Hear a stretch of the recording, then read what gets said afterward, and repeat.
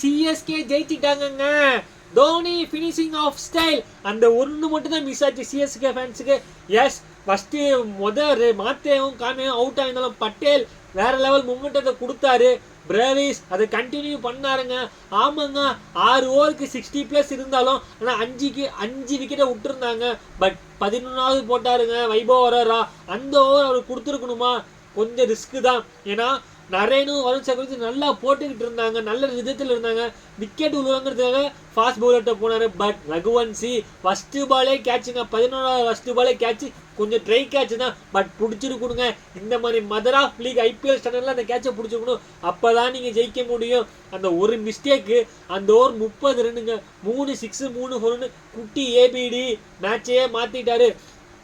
50 பாலுக்கு 41 கம்ஃபர்டபுளாக ஜெயிச்சிருவாங்கன்னு நினச்சோம். பட் சிஎஸ்கே ஆல்வேஸ் சிஎஸ்கே தான். மேட்ச் ஒரு மாதிரி டென்ஷன் ஆகணும் ஜெயிச்சிருக்காங்க. எஸ் தூபே அப்படியே 6-4 அடிக்கலாலும் என்ன மேட்சுக்கு என்ன தேவைன்னு சொல்லி தோனி கைட் பண்ணார். அதுக்கேற்ற மாதிரி அவரை ஆடி கொடுத்தது. கஷ்டமான இடத்துல 6 அடித்து ப்ரெஷரை ரிலீஃப் பண்ணார். அது தூபே ஓகே அப்படின்னு சொல்லலாம். பட் குட்டி ஏபிடியும் பட்டேலும் சிஎஸ்கேக்கு தூணான்னு ஜெயிச்சு கொடுத்தாங்கன்னு சொல்லணும். கேகேஆர் எங்கே தப்பு பண்ணிட்டாங்க? 180+ அடித்தா போதுமா? பத்தாது. ஏன்னா கேகேஆர் சின்ன கிரவுண்டு. ரிங்கு சிங் ஃபினிஷிங் நல்லா கொடுத்துருந்துருக்கலாம். கடைசி 6 பாலுக்கு வெறும் 6 ரன் தான் அடித்தாங்க. 10 ரன் ஓவரில் லாஸ்ட் ஓவரில் ரமன்தீப் சிங்கும் மணிஷ் பாண்டேவும் இருந்தாங்க. 6 ரன் பத்தாதுங்க. 180 சென்னை சேஸ் பண்ணதில்லை 2019 ஆனால் இன்னைக்கு அது மாற்றி எழுதியிருக்காங்கங்க.